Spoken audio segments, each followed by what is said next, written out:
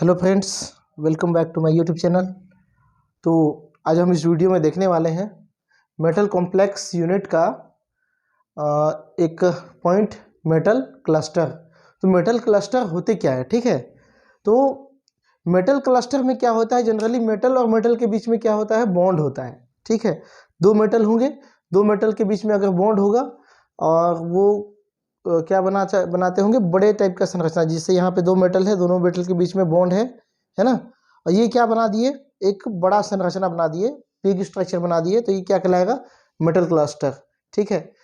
तो जनरली इसमें क्या होता है, डबल बॉन्ड हो सकता है, ट्रिपल बॉन्ड, सिंगल बॉन्ड तो होता ही है ना, सिंगल बॉन्ड तो होना ही है मेटल मेटल। तो यहाँ पे डबल, ट्रिपल और क्वाड्रुपल बॉन्ड भी हो सकता है, मतलब चार बॉन्ड। यहाँ पे देखो, रीनियम और रीनियम के बीच में क्या किया हमने, चार बॉन्ड बनाया है। तो चार बॉन्ड भी यहाँ पे क्या है, पॉसिबल है, ठीक है।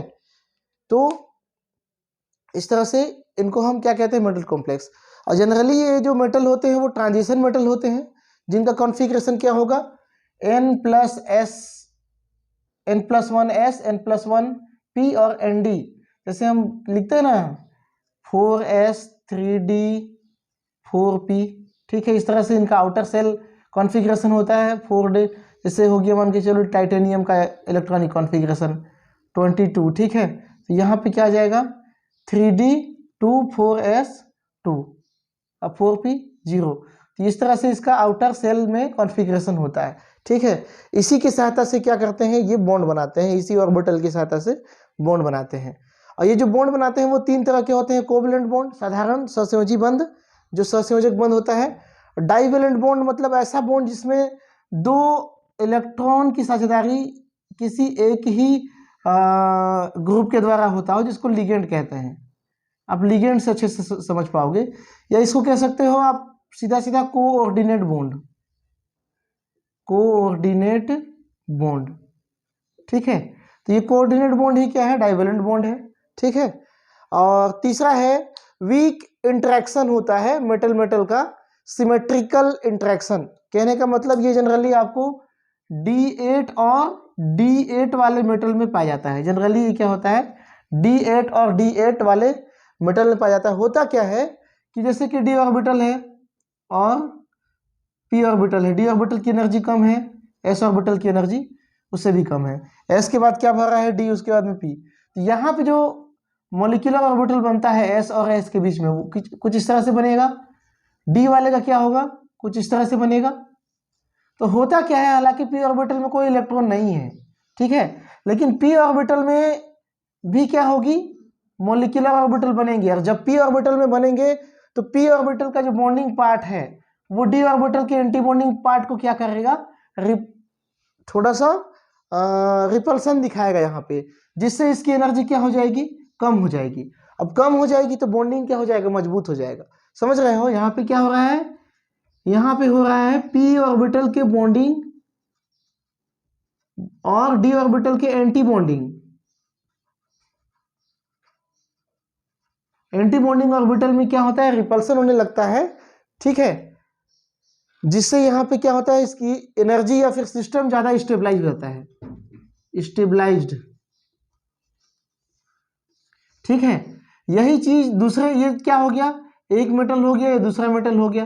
तो मेटल मेटल क्या हो जाएगा, ज्यादा स्टेबलाइज हो जाएगा, मतलब मेटल मेटल बॉन्ड क्या हो जाएगा, ज्यादा स्टेबलाइज हो जाएगा। तो इसी को कहा गया है सिमेट्रिक इंटरेक्शन, है ना। सिमेट्रिक इंटरेक्शन से क्या होता है, बॉन्ड बनता है।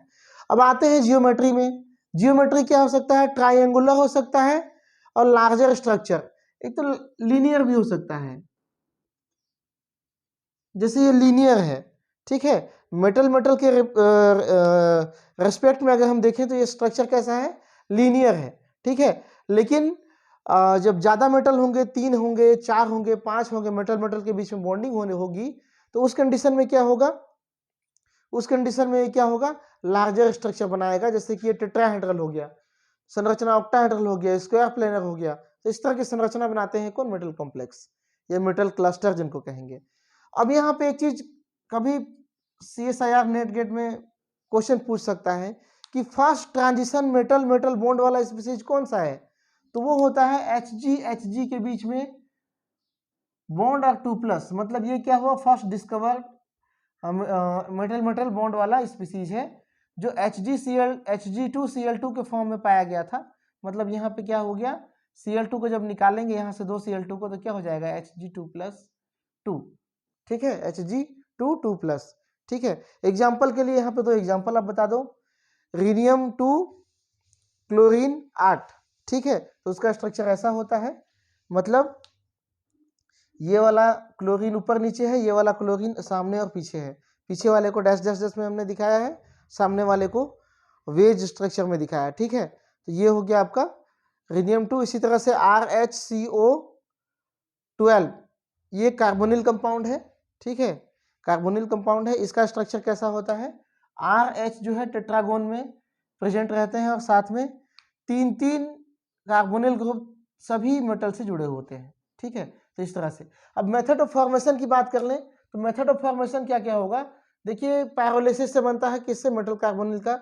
जैसे ये मेटल कार्बोनिल है RuCO4, ठीक है, इसको 50 डिग्री तक अगर हम गर्म करते हैं तो ये क्या बन जाता है Ru3CO12 बन जाता है, ठीक है। फोटोलाइसिस कराते हैं तो यहाँ पे क्या हो जाता है, देखो आयरन 2 है और CO कितना है 10 है। जब फोटोलाइसिस कराएंगे तो एक CO यहाँ से बाहर निकल जाता है और एक CO यहाँ पे मेटल मेटल के बीच में बॉन्ड बनता है और क्या बनाता है, ब्रिजिंग का काम करता है कौन, CO। जैसे कि यहाँ पे Fe, यहाँ पे Fe, यहाँ बॉन्ड होगा और एक CO क्या करेगा, यहाँ पे ब्रिज के रूप में काम करेगा और 4 जो CO होंगे वो इसे लगे हुए होंगे, ठीक है। इस तरह से बाय न्यूक्लियोफिलिक अटैक, ये क्या है, ये भी एक कार्बोनिल है लेकिन ये एक न्यूक्लियोफाइल है। क्यों, क्योंकि इसमें नेगेटिव चार्ज है। इसका अटैक इसमें कराते हैं तो ये ब्रोमीन जो है वो ब्रोमेट के रूप में बाहर निकल जाता है। बॉन्डिंग कहाँ से कहाँ होती है, मेटल से मेटल के बीच में बॉन्डिंग होती है। तो इस तरह से ये एक शॉर्ट वीडियो था, है ना। वीडियो में बने रहने के लिए बहुत बहुत धन्यवाद। वीडियो पसंद आया होगा तो लाइक कीजिए। जस्ट इसके बाद दूसरा वीडियो आ रहा है मेटलो कार्बोरेन, मेटलोबोरेन। पहले मेटलोबोरेन देख लेते हैं, उसके बाद मेटलो कार्बोरेन देखेंगे, ठीक है। तो दूसरा वीडियो में देखते हैं।